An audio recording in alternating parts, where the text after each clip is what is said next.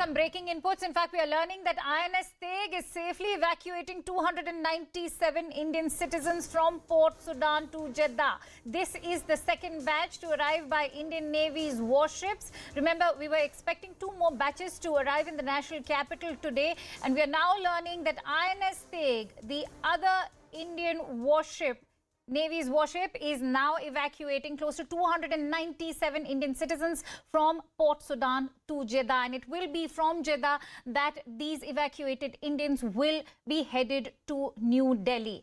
Let's quickly go across to our international news correspondent, Abhishek Jha, who's joining me on the phone line.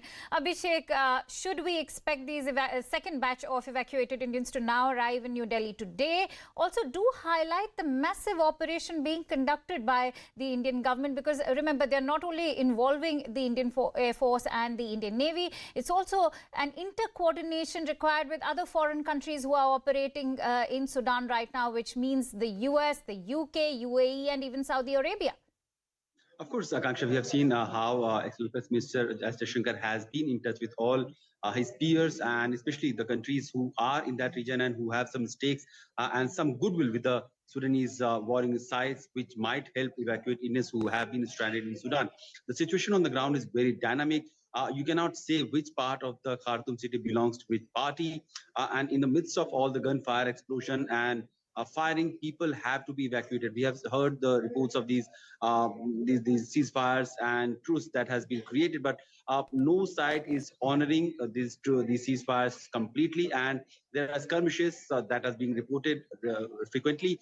So in the middle of everything, to evacuate these many Indians and bring them to Port Sudan was a big challenge, which MEA is carrying out right now.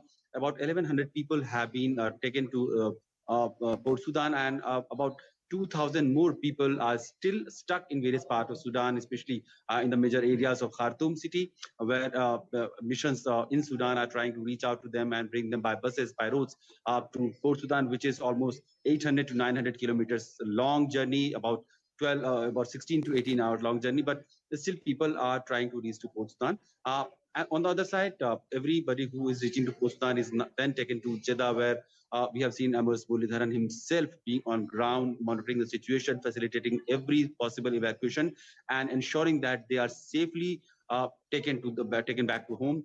Yesterday night, there was once a flight that took off from Jeddah, which brought about 360 Indians. Today, sometimes in an hour or so, there will be another Air Force aircraft that will be landing in Mumbai. There are other, or plans for bringing more and more aircrafts into the operation. We have already seen 2 Indian Navy vessels pressed into action, INS Sumedha and INS Teg, which is doing rounds from Jeddah to Port Sudan. So clearly, every possible resource that Indian government has right now has been pressed to ensure the safe evacuations of almost 3,000 to 4,000 Indians who have been stranded in Sudan because of this warring and sudden eruption of military conflict. Absolutely. And Abhishek, important to talk about how this has been a very, very tedious, Herculean task for the Indian government. Having said that, what are the challenges during this conflict, while evacuating these Indians who are stuck? Do tell us why this is being a very perilous journey for all those evacuated Indians, especially when they're being taken to Port Sudan. So, Akanksha, clearly there are 2-3 major challenges. First is to get in contact with the leader of that region who is having some sort of control over the routes where Right. the Indians are stranded. Indian missions is in touch with the army side also, and the RSA people also, who are holding the grounds in their respective region, and then asking them to have some sort of facilitation where Indians can be can cross that region smoothly and safely is a major challenge. This is what Indian mission officials have been doing. The next challenge is to arrange for the buses and fuels for the buses, because the overall supply lines have crashed.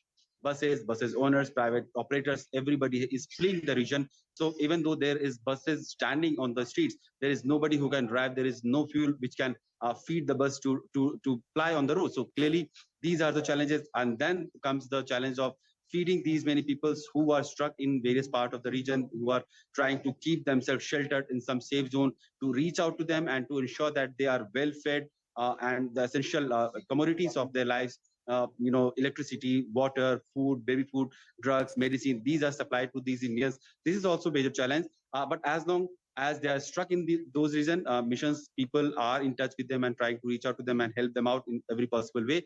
And then they are taken to these buses, which takes about 18 hours to reach from Khartoum to Port Sudan, where Indian mission have arranged for a wider and major evacuation process and hub where almost all facilities, including mobile phone connectivity, through which these stranded people can call back to home, is also being provided.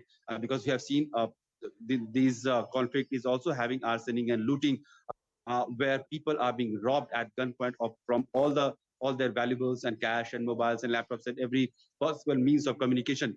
So clearly a very volatile situation, but Indian officials, Indian mission staff, they are doing every single bit to ensure that every single Indian who is left stranded in Sudan is evacuated safely and brought back home. Absolutely. Very rightly highlighted by you, Abhishek, when you're talking about the kind of hurdles that are being faced by the Indian government. At the same time, what Indians in Sudan have had to face, not just theft and robbery, but even incidents of arson have been reported. Having said that, they do seem to be heaving a sigh of relief, the ones, in fact, who have landed in New Delhi, along with that first batch of Indians who were evacuated. Having said that, Abhishek, I'm going to request you to continue staying with me, because remember, we are getting in a lot of reactions because CNN News 18 has been reporting from ground zero as far as the evacuation of these Indians are concerned. Let's listen into some reactions of those Indians after they arrived in New Delhi.